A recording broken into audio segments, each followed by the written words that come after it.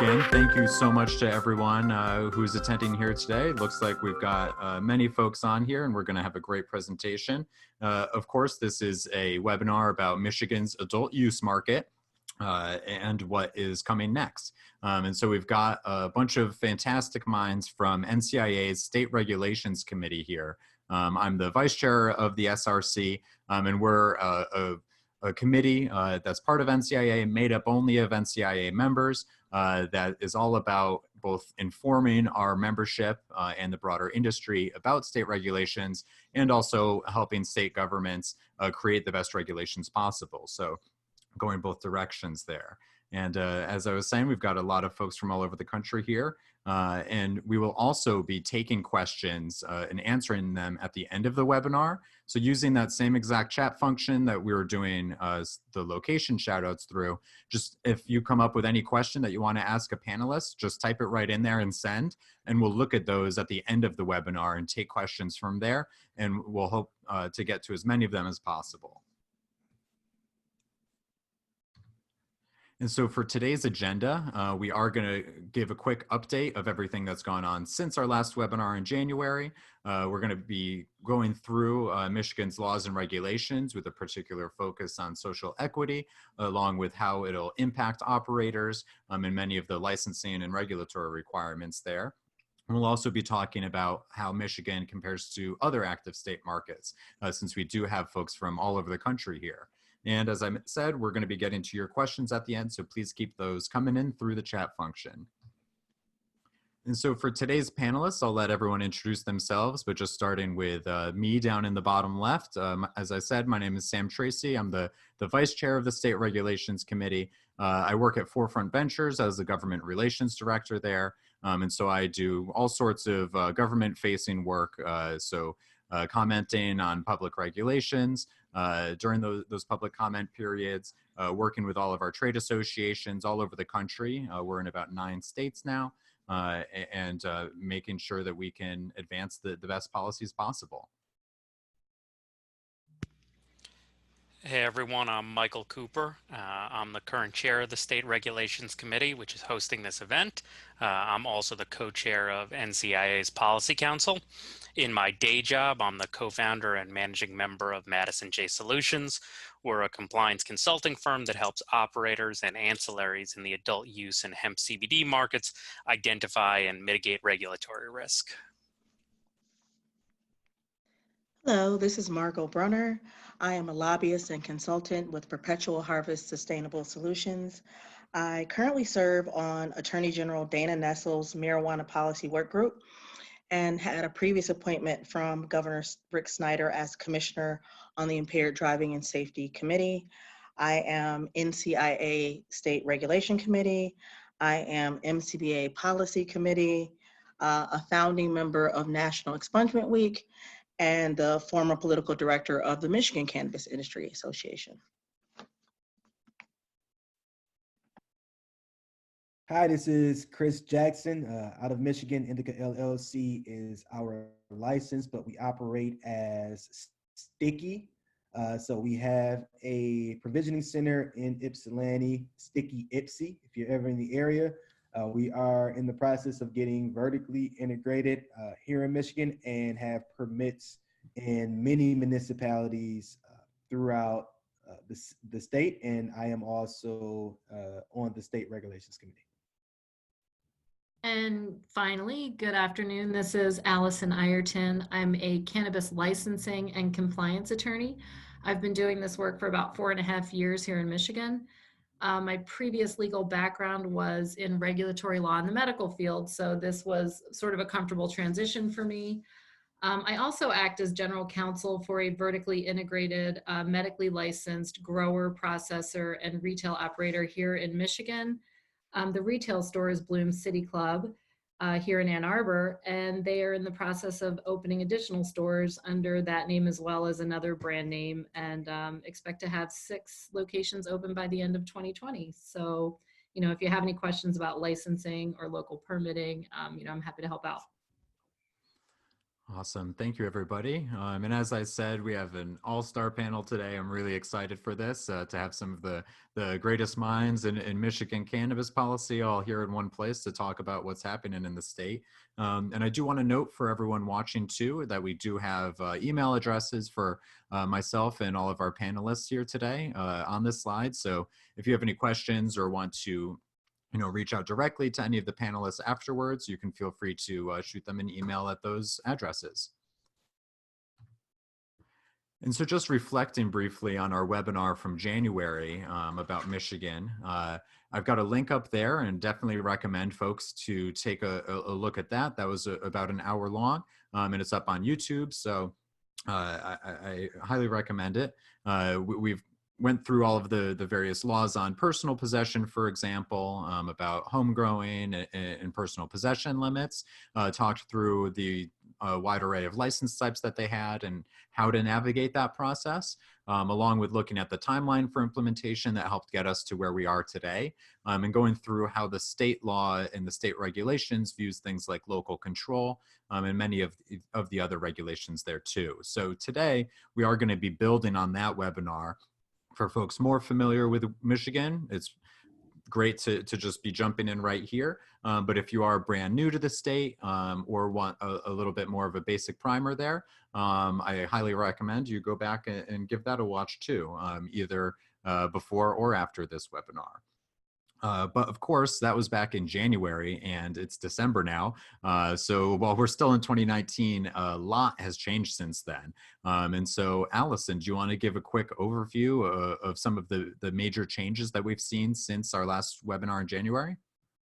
Sure. So one of the biggest things that happened right after January 2019 was the new governor, Governor Whitmer, through an executive order, dissolved the Medical Marijuana Licensing Board in April of 2019, which made the process a lot more predictable, a lot more streamlined. It's still the two-step process. If you're familiar with, if you heard the January webinar, the two-step process where you get your entity approved first, and then you can have like a pre-approval or a pre-qualification, and then you can find the facility or raise the money and build out the facility and get that licensed eventually. So now there's no licensing board, and it's just a function of the Michigan Marijuana Regulatory Agency, or the MRA. And the executive director of that is Andrew Brisboe. So he and his team are responsible for reviewing applications and making those decisions. And there's very little, gray area that you might have heard of in previous licensing decisions where people were getting denied for what people were thought were arbitrary or capricious reasons. Mm-hmm. Yeah, that's fantastic. Yeah. So basically, the medical program has been progressing along, but it's still a slow adoption rate. The medical rules required an opt-in for municipalities, and there are 1,773 municipalities in Michigan, and so far only 132 have opted into the medical program. So that's still less than 10%. So, there is a lot of potential still to expand the medical program in Michigan. Mm-hmm. Yeah, so still lots of growth potential there. And as many of our audience members have probably noticed, there is a blank spot after adult use. And that is not because we accidentally left that blank while preparing, but instead it's because we're trying to quiz you all. So we thought it would be a little fun activity to have a bit of a guessing game here.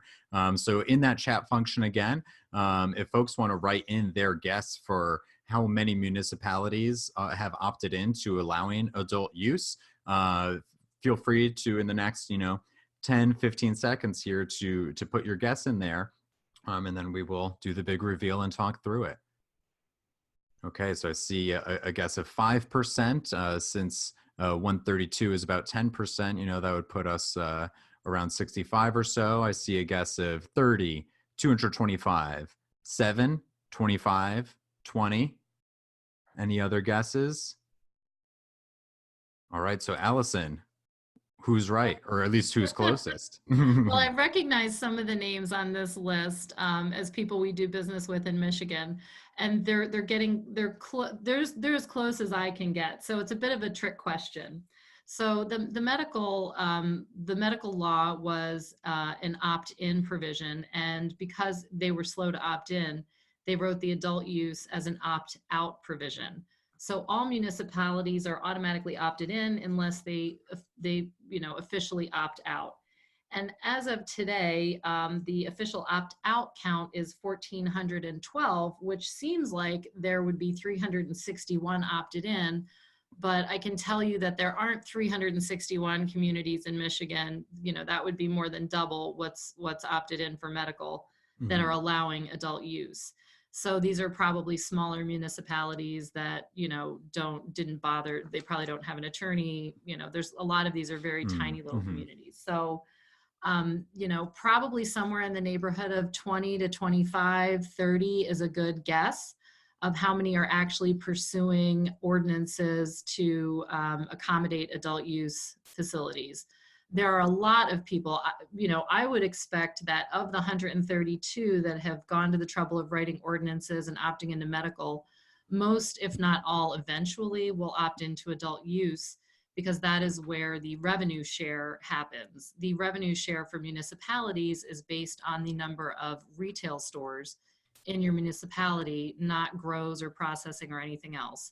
So, it would seem to me that that would make sense, but it's hard to say is really the answer. Yeah, that makes sense. And so if it is around 25 to 30, that puts it at less than 2% of municipalities. So unfortunate that it's so small right now. Hopefully others will see the good example and how things are going in other municipalities and come around to it. But much less adoption than the medical side. And I see here also that there's some new license types for adult use that they've even added since January. Do you want to just explain kind of why they added new licenses and what sort of businesses these are going to make possible? Sure. The law allowed for the regulatory agency to add whatever license types it felt it required for the state beyond what was in the ballot initiative that was passed.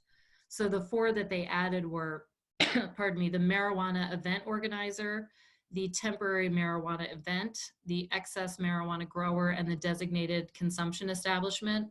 And the marijuana event organizer, they have already given out one adult use organizer license. That gives the person the ability to coordinate something like, a High Times Cannabis Cup, maybe the Hash Bash in my town of Ann Arbor. And the temporary marijuana event would officially, require a permit for something like a High Times Cannabis Cup and allow the actual legal sale of adult use products at such an event. The excess marijuana grower was really in response to the limitation that was set in the law on the number of adult use cannabis growing cultivation licenses that you could have. So as long as you're growing an equivalent amount on the medical side, you can get above and beyond the limits of what was in the ballot initiative to grow more adult use cannabis. And then the designated consumption establishment is like your social consumption license. So, we're kind of waiting to see how that rolls out. You're not allowed to serve food at any of these establishments or cook food. We're assuming that you can have delivery brought in, but there just can't be a health inspection component to your designated consumption establishment. So, the jury's still kind of out on how maybe to monetize that, other than just if it's it's a separate license in a separate area, separate entrance, separate facility from, say, a retail store. But yeah, so those are the four additional license types. Awesome. And yeah, it is really cool to see the Michigan regulators being so proactive in creating these new sorts of license types, and even about, the timing of when sales have begun.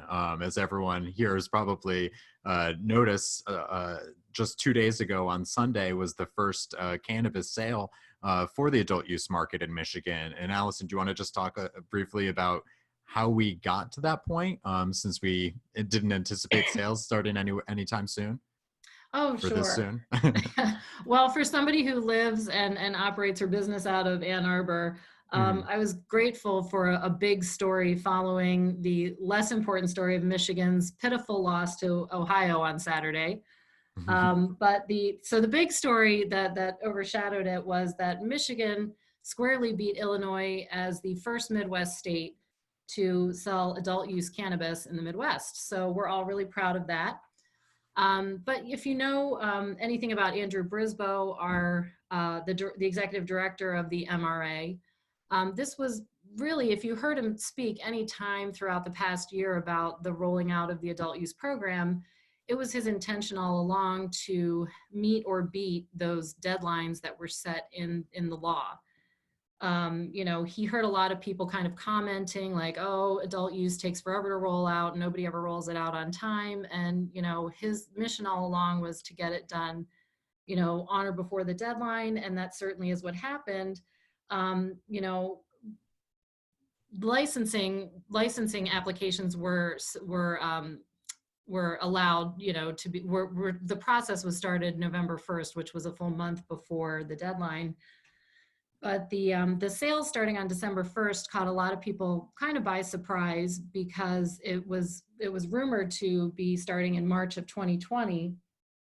But then on November 10th or 11th, I think it was, the state rolled out a transfer program that would allow the transfer of medical into adult use as soon as December 1st. So I think that's why we only saw 3 facilities, all in Ann Arbor, ready to be able to do that transfer on December 1st. So now a lot of facilities in Ann Arbor and a few other communities that had their ordinances in place are sort of playing catch up to get their adult use licenses in place. And I think we're going to see at least 15 or 20, maybe 30 by the end of the year, retail sales outlets. But certainly the municipalities, even like Grand Rapids, Detroit, Lansing, which have, plenty of medical facilities, are just slower to roll out their ordinances than the state has been in getting the program up and running. So, kudos to the state for pushing it along and getting it rolling. But I think, municipalities are just playing catch up now. Hmm.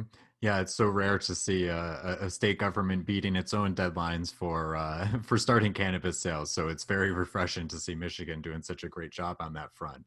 But of course, since there are so many changes, whether it's about the timeline or other sorts of announcements from the state, it seems like it would be pretty difficult for an operator to keep track of all of the latest news. So, as somebody focused on the Michigan market, how do you go about, tracking all of this and making sure that you're as up to date as possible on what they're up to? So on this slide that we're looking at right now, the previous one, that was the link to the MRA, the Marijuana Regulatory Agency website. And that really has every link on that you'd need to get to. So you might want to take a picture of that or bookmark it. There's no quick and easy, email address. It's that long thing that's on the screen right now. And on the next slide is the bottom half of that page that you're looking at. But the one resource that you absolutely need to sign up for if you want to know what's going on is the email subscriber list. And it's not intuitive where that's located. So literally just go to that https public.gov delivery link that you see there. And what you'll do is enter in your email address, and that is the general state of Michigan regulatory affairs email subscriber list. And then what you'll do is go down the list of all the mailing lists you can join, and then click that Marijuana Regulatory Agency box, and then you'll be subscribed to all 3 of those. And that's when you'll get your updates about, how to transfer your medical into recreational, when they're changing testing requirements. Everything you need to know will come to your inbox, but you definitely need to subscribe to that mail list. And then if you're inside the state or outside the state looking to see where all these businesses are located and what municipalities might be opted in, a great tool is this map of medical marijuana facilities. And I'm sure they're probably going to be putting either a separate map of adult use, or a lot of these facilities are in exactly, are co-located. So they'll probably just update that with recreational or adult use facilities as well. And you can zoom in on that and see who the operators are. It contains their names and addresses, at least of the entities, and the address of where they operate. So that's a very useful tool as well. Yeah, that is really cool. I know that many years ago when the Massachusetts market was just getting off the ground, I spent many, many hours basically building my own map like that as stores opened. So it's great to see, the state providing that for everybody, just publicly available, and especially about these regulations too.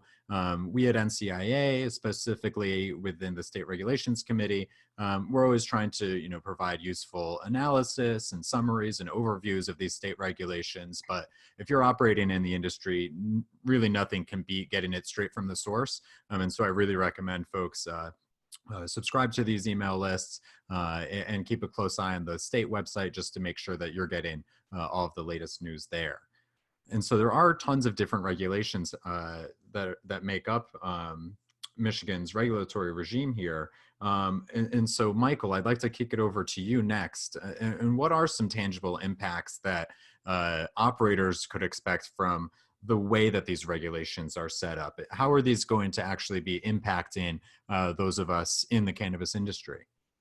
Sure, it's a great question. Broadly speaking, there are two kinds of regulation in the cannabis industry. The first impacts licensees directly, but isn't readily discernible to end consumers, even if they can require significant amounts of time for the licensee to ensure compliance. I'm sure Chris, as an operator, can speak to that. For example, rules about facility hygiene. Those rules are intended to make products safer for consumers in the aggregate, but hopefully, really hopefully, they don't have a facially evident impact on the finished product. You're in a lot of trouble if your facility is so dirty that people can tell when they look at your products. Mm-hmm. Another good example are things like anti-diversion tools. Everyone in Michigan was probably thinking about track and trace. That's a very impactful set of regulatory requirements, but beyond an alphanumeric identifier on a product, an end consumer doesn't look at a product and go, ah, yes, track and trace. The second kind of regulation impacts licensees, but also impacts the customer experience.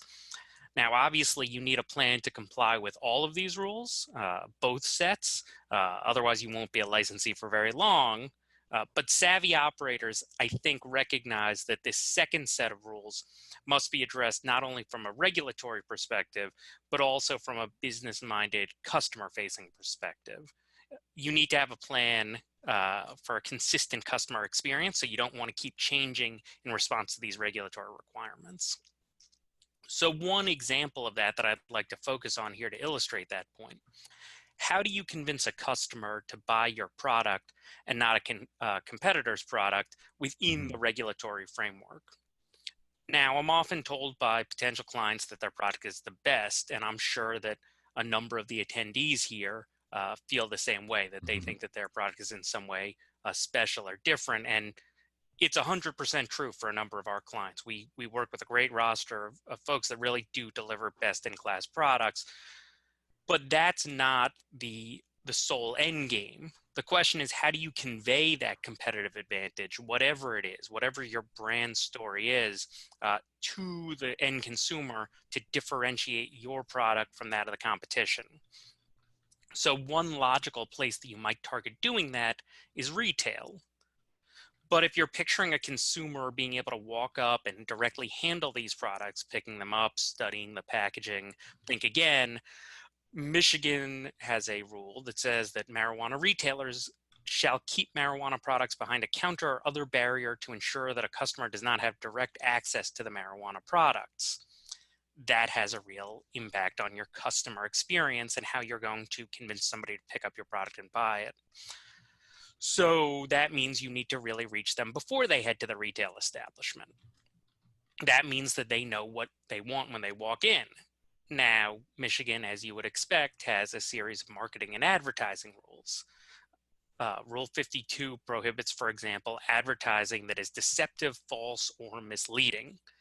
Again, for anyone who's tuned into this, I imagine that that's one you all anticipated. It would be an unusual market that permitted deceptive, false, or misleading advertising, but it's nonetheless an important one, and one that we spend a fair amount of time with our clients thinking about across the country. So, for example, are you marketing your products in a way that suggests they have certain effects, certain levels of safety, or even relative safety? You're going to want to have a plan to substantiate that. It's also one where it's fairly likely that you're going to see additional guidance and rules prohibiting specific types of marketing in the future as the markets in Michigan matures and as regulators identify certain conduct that they believe is problematic. You're also going to be limited in where you can put that information, that marketing. You need to have reliable data that at least 30% of the audience is 21 plus for a TV, radio, internet, or print ad.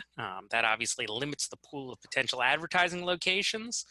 It's also worth flagging that what constitutes reliable data, both in terms of source and of recency, is an example of an issue that savvy operators will want to weigh ex ante and not ex post. So this is something that everyone, as you're crafting your brand narrative for your products, should be thinking about, how you're going to do that within the context of Michigan's regulatory framework, which is not necessarily the same regulatory framework as you may have been used to in a medical market or even in another adult use market. Allison, I know you've spent a lot of time looking at the concentration rules for formulation of products. Can you walk the audience through that issue and the status of beverages in Michigan? Certainly. So with adult use versus medical, there are a few differences. Most notably with this chart is edibles. It's very similar to Colorado, where your medical dosing is a lot higher, permissible at higher doses than in adult use. And also on the testing side, there are some differences.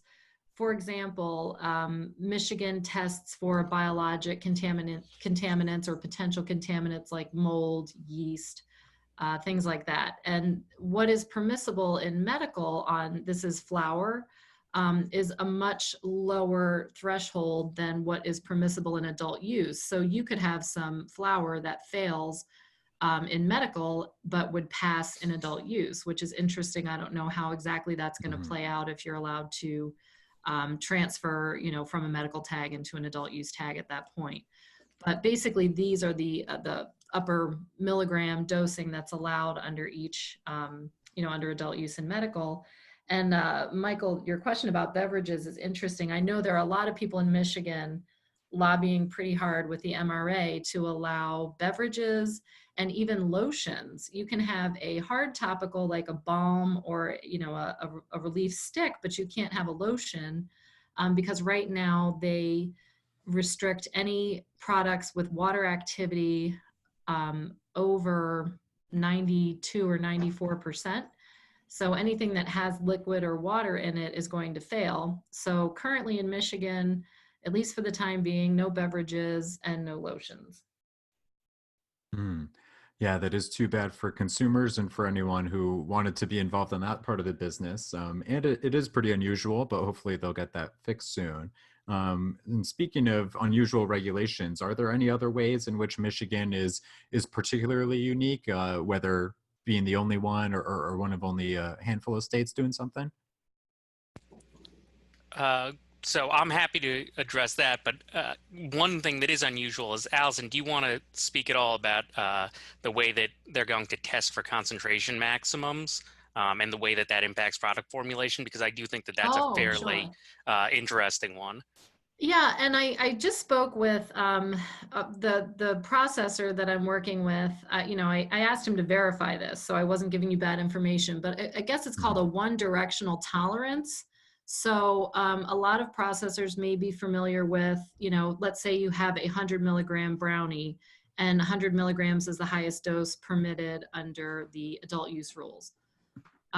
plus or minus 15, you have to come in plus or minus 15 of that dosing to be able to say that it's 100 milligrams, because they're not all, on the money 100 milligrams.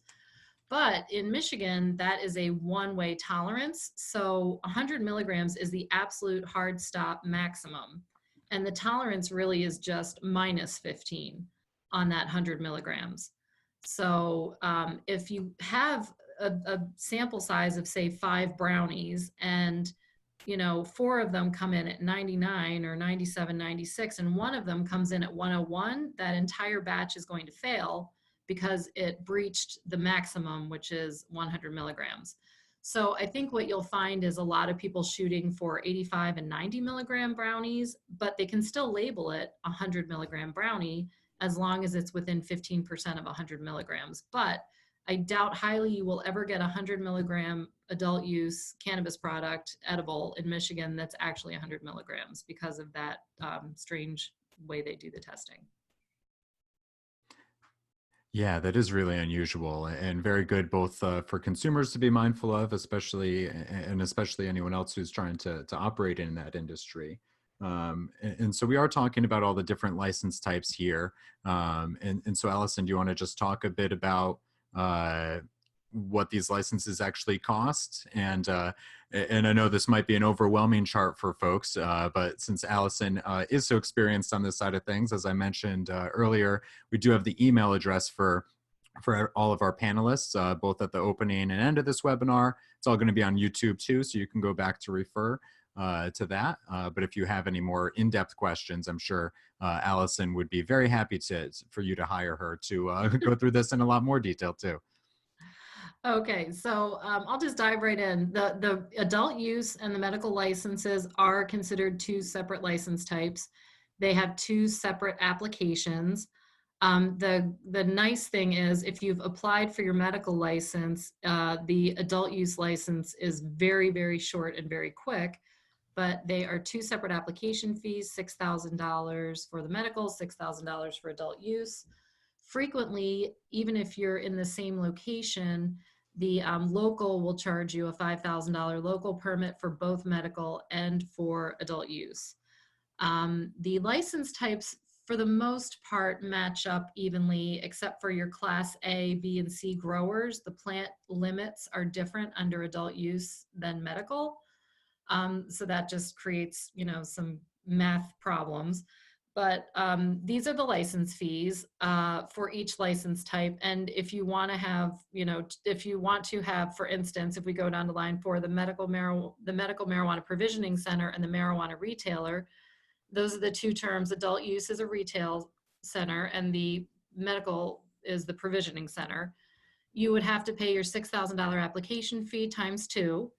You'd have to pay $44,000 this year for the medical license and another $25,000 for your state license at the state level. And then you're probably paying $5,000 for each of those at your local level. So, it adds up.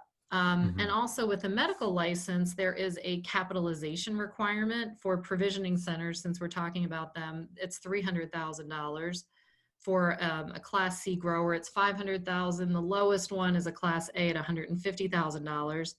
25% of that has to be in like a liquid form, cash or cash equivalent, and the rest can be in your building or some other, hard asset. There is no capitalization requirement under adult use licensing type, so that is, a lot easier to get into. The final thing I'll comment on is this medical license required before 12/21.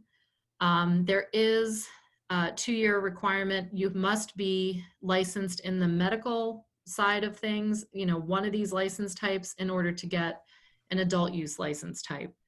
So at some point you're going to have capitalization, but they don't have to be the same license. So for instance, if I had a medical license, processor, I could get an adult use retail license or an adult use grow license. They don't have to be the same license type as long as it's the same business or entity.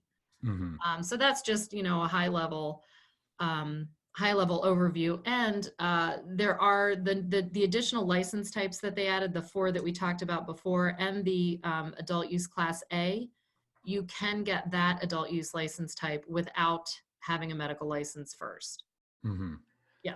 Yeah, so definitely a lot of complexity here, and very important to know about if you are trying to open one of these businesses. And obviously, it's not cheap to open a cannabis business, which is a big barrier to entry, which ties in really well with the state's social equity efforts. And so, Margot, I'd love to throw it to you. But how does the state's social equity programs tie into application fees, and what else are they doing on the social equity front?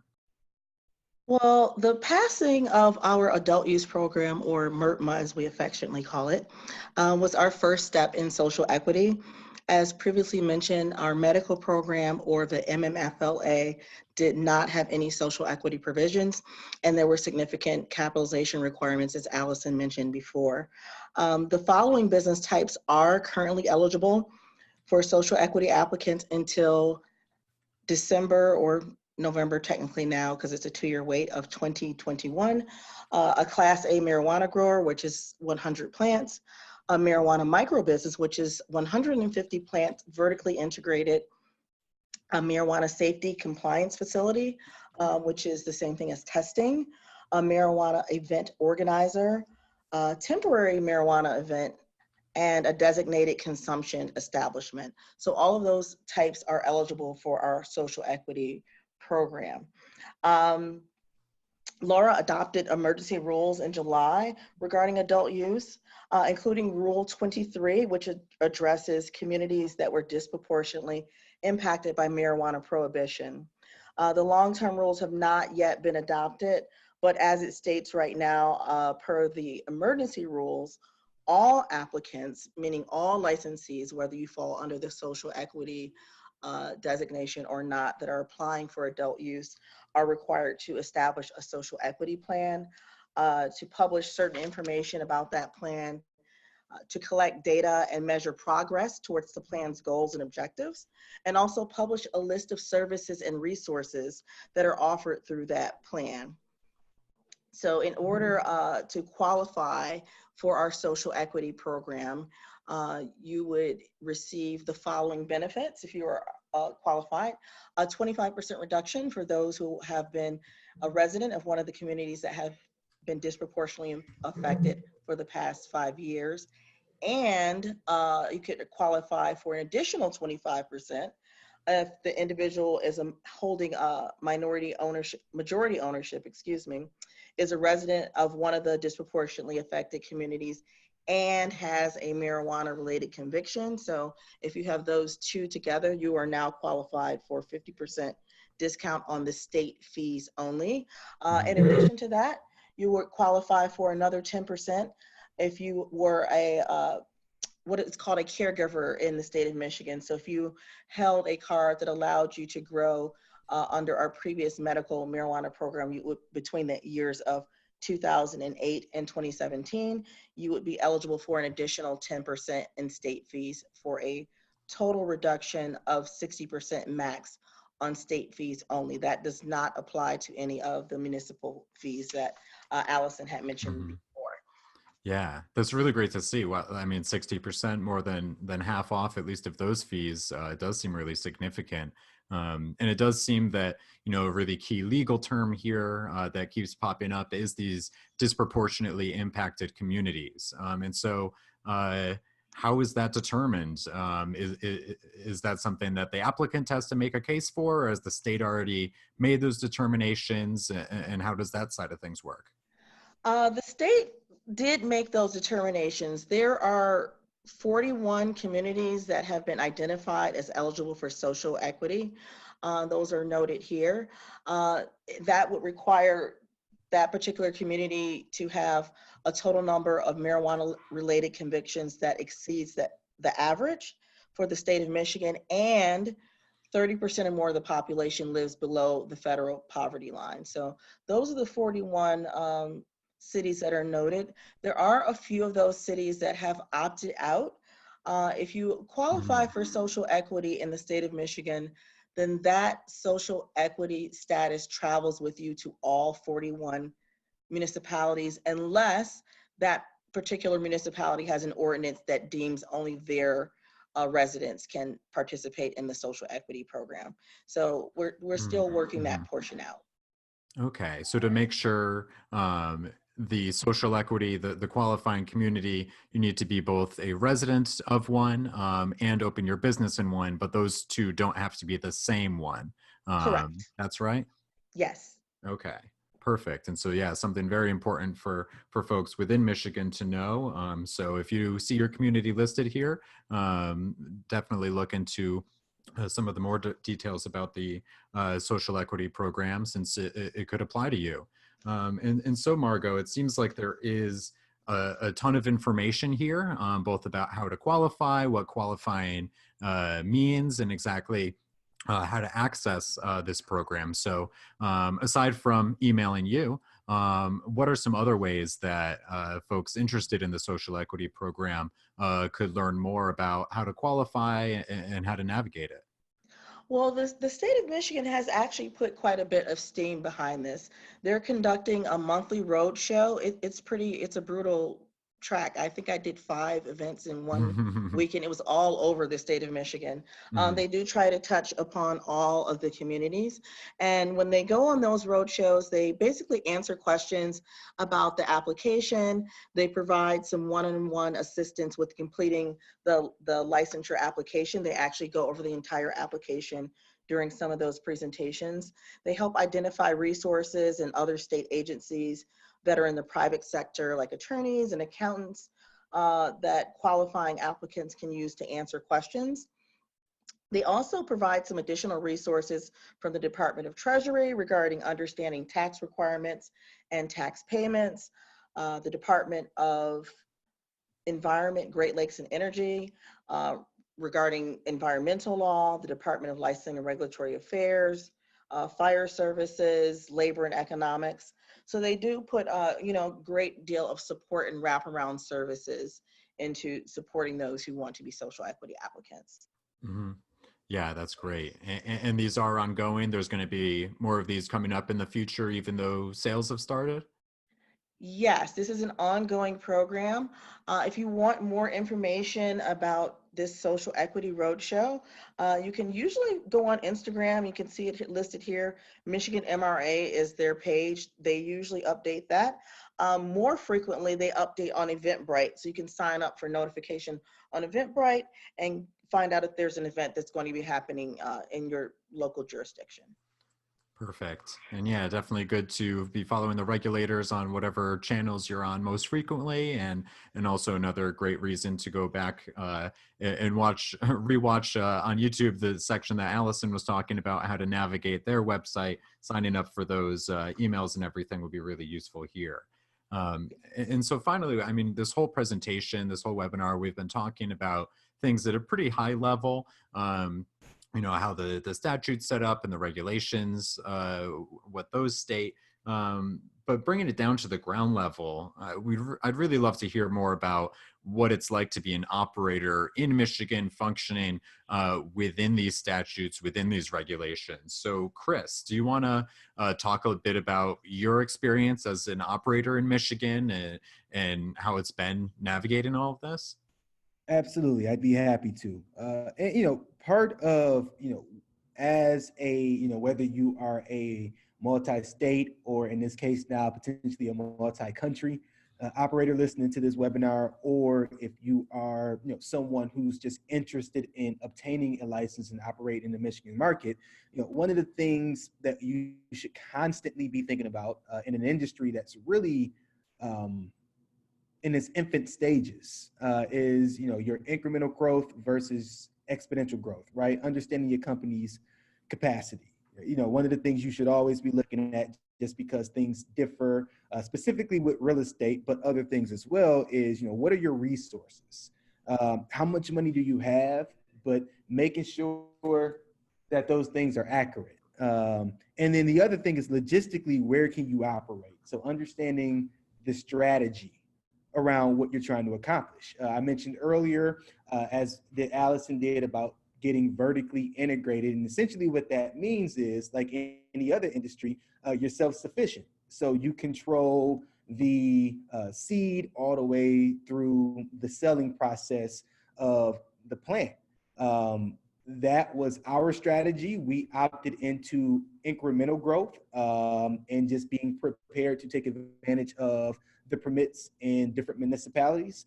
But I will say that, you know, it may be your strategy as the multi-state operator to partner with people who currently have brands and or buy people out of their situations and be in a better position that way. So just understand your company's capacity. The next thing you should do is be flexible. You know, there is no such thing as a permanent rule. Even though we are right now operating under emergency regulations for the adult use market, things will constantly change. And even though they won't be called emergency for long, nothing is ever permanent or etched in stone. And so you should really be cognizant of that. And then the other you know, part of it is, you know, an inevitable growth to the market. So what that means is, if you just take the example of the Chick-fil-A effect, right? Whenever you get to a community that has a new Chick-fil-A, chances are there's going to be a lot of people who want to participate just because of the magic that is the Chick-fil-A.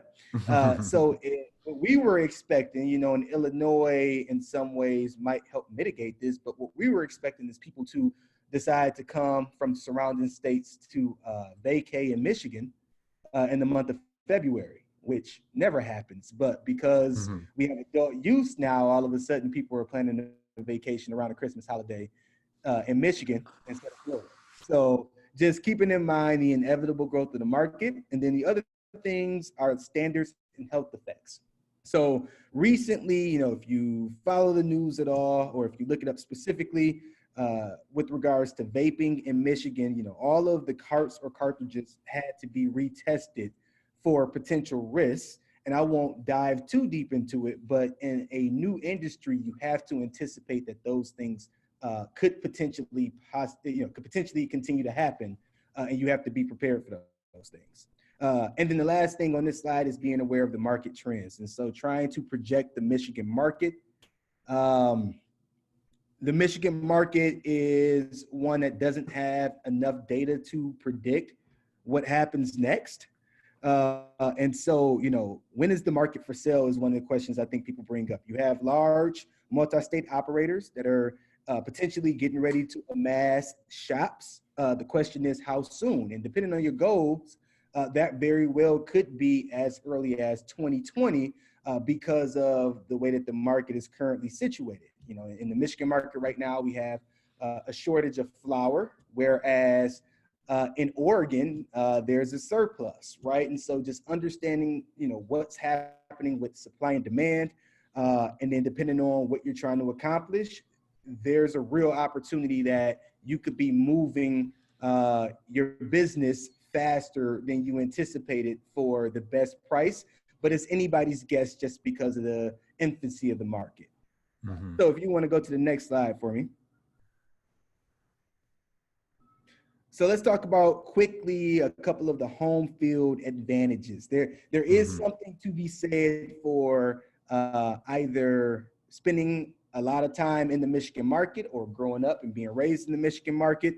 You know, the first thing is that, you know, municipalities dictate the business license types and the amounts within their borders.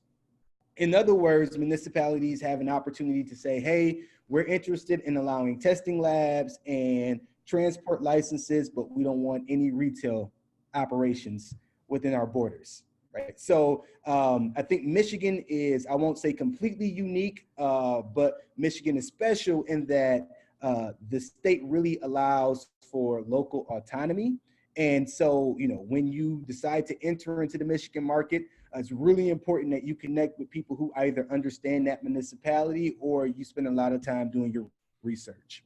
And at the end of the day, it's really relationships driven. You know, you have what'll end up happening, I think, as the industry becomes more commonplace, and more successful, you'll have more governments that decide to opt in. So just because they've opted out, as mentioned earlier, it doesn't mean that it's going to be that way forever. And so the more that you can build relationships on the ground level, the better the opportunity is probably going to be. Allison gave me an example the other day where she said, you can know someone, you can live in New York or Georgia or Texas. I know we got a few people from those places here. If you know someone that lives within a specific municipality within Michigan, you have as good of an opportunity to be permitted in that municipality as a potential multi-state operator that's looking to come and do the same thing in that market. But it's just really important for you to understand in each municipality that's kind of its own mini state, the real estate, right, before the cannabis influx, the political stance, and the political stance is typically driven by the individuals who live in the municipality. So understanding what the landscape is there and really just educating, taking some time to educate local municipality governments on the cannabis industry and how it could ultimately help them. But again, this is one of those things where you really need to have relationships on the ground. So I'll just leave you with a couple of quick takeaways. The first one is that, again, each municipality has its own identity and it's a mini state unto itself. You probably need to be actively patient as the market matures. While the goal is to thrive, while the industry is going through its growing pains, in some cases, the goal may just be to survive. So you just take your best estimate and then try to flesh out whatever strategy you can around it, but just be actively patient in a new market. And the last thing is plant seeds early in each market. So understanding that, in most municipalities that have dilapidated industrial areas, because Michigan was huge on the automobile industry, most industrial zones aren't being used like they used to because the automobile industry has since shifted in a different direction and left a lot of buildings in a lot of these municipalities. And so if you go to a Michigan market or municipality, you'll find that industrial spaces are probably easier attainable related to licenses.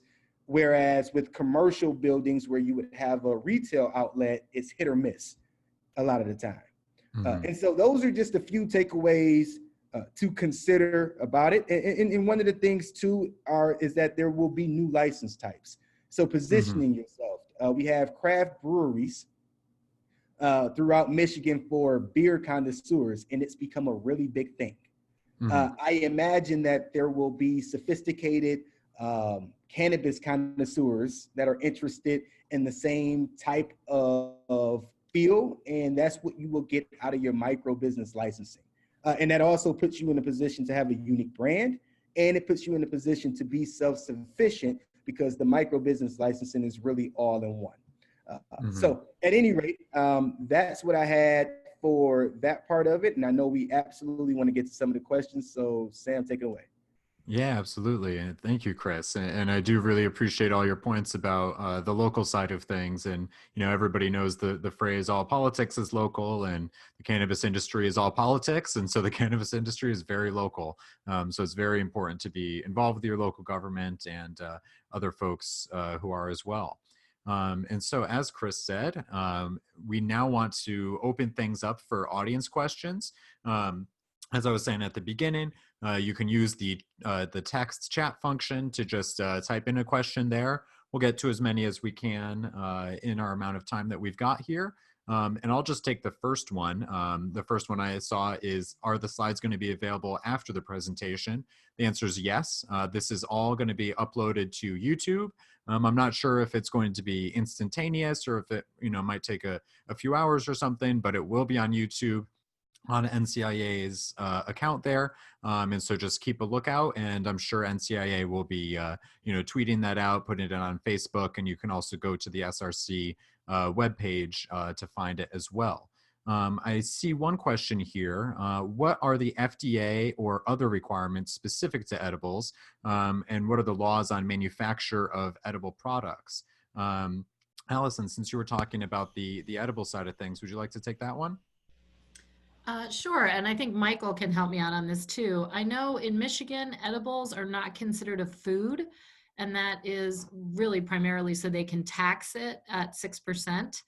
And I also know that when you're getting a lab inspected by the state, they don't have the health department come and do the inspection. Now, the health department might locally inspect if that's part of the municipal regulations, but not at the state level.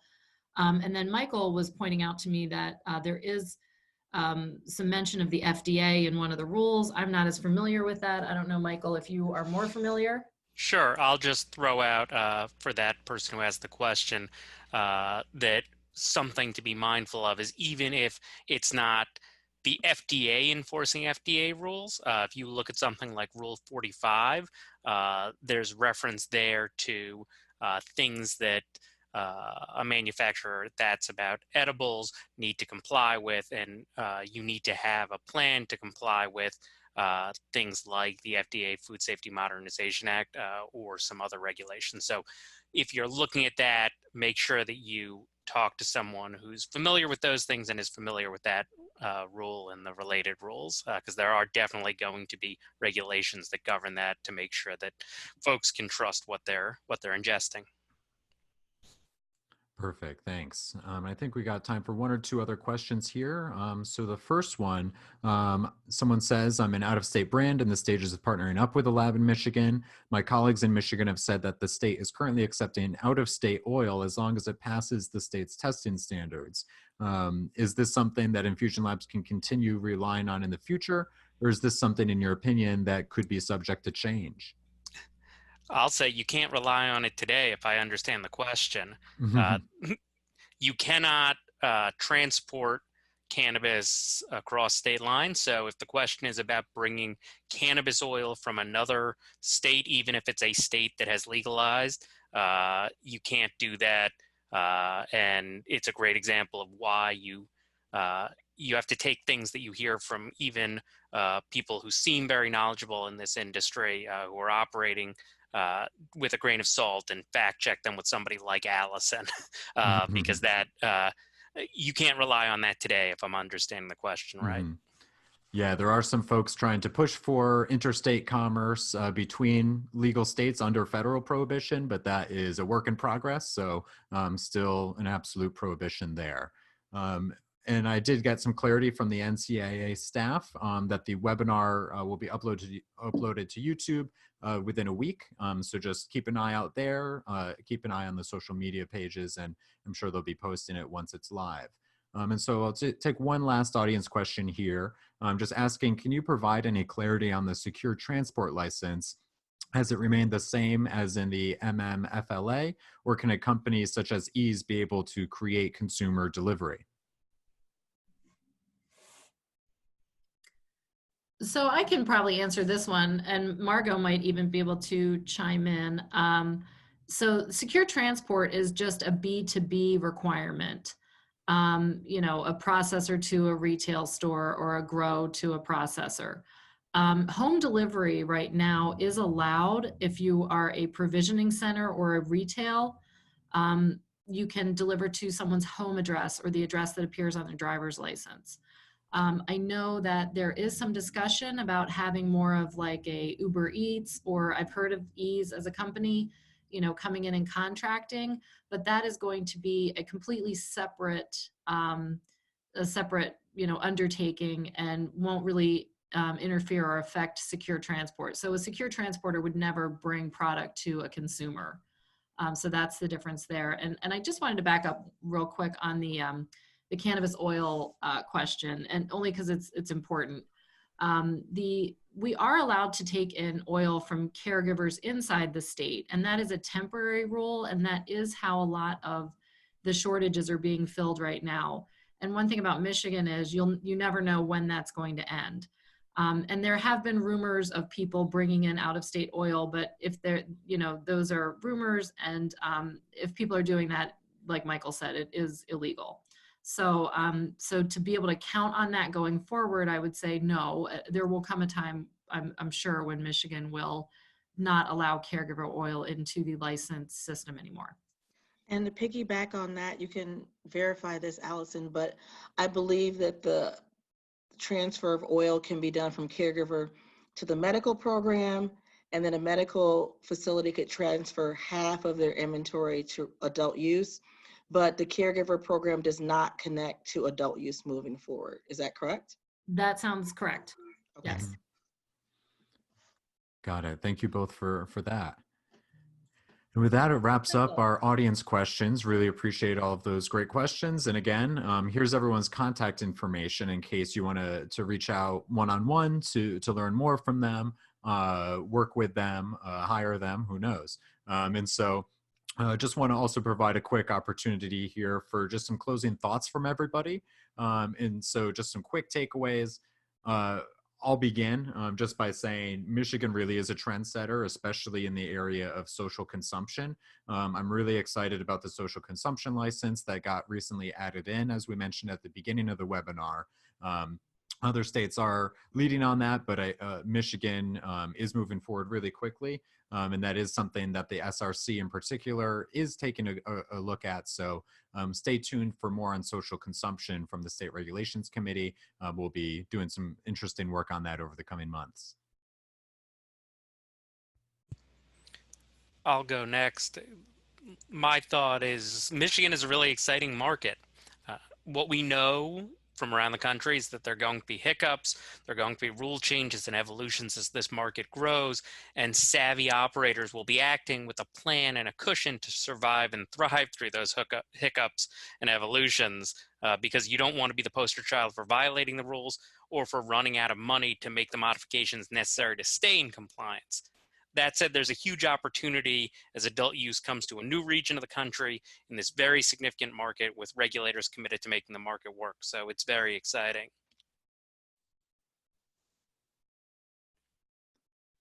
Thank you. Margot?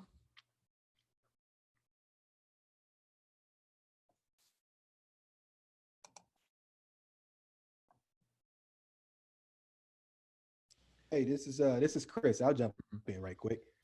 I'll say that we're in an industry right now where we're in the industry right now where we are shifting from maybe a few 100,000 consumers to potentially over 1 million, and education to consumers, to new consumers especially, is going to be really important as an operator if your goal is to indeed sustain, thrive, and then hit the numbers that are projected as an industry. And I think everyone will be happy because of it. But the new consumer education is going to be really important on the front end in order for this industry in Michigan especially to be as big as people are projecting it to be. Hi, I'm sorry. This is Margot. I'm jumping back in. I was on mute. I just think it's really important to be visionary and to understand the capacity of the future of the market. Our historic market is changing very, very rapidly, and looking forward to other states like California, or even the plausibility of interstate shipping is something that I would keep my eye on. And this is Allison. Thanks everyone for hanging with us for 5 minutes over time. But one thing I would say is as much time as I spend working with these rules and the statutes and working with them with my clients, I'm always surprised by how much I still have to learn, because it keeps changing and there are so many subtleties that really have yet to be interpreted through all the rules that are new. So work with a professional, and I'm not just saying that because I am one, but it's it costs too much to get into this business to kind of fly by the seat of your pants. And do not take the word of the person you're hoping to partner with that the facility is in the right location, or that you can do what you think you can do where you think you can do it. Call the city clerk, make them your new best friend. And trust but verify everything. But that's kind of just a regular rule of business. So Perfect. I appreciate it. And yeah, again, thank you so much, Michael, Chris, Margot, Allison, and to everyone who was watching today, and for all of the audience questions. Thanks, everybody.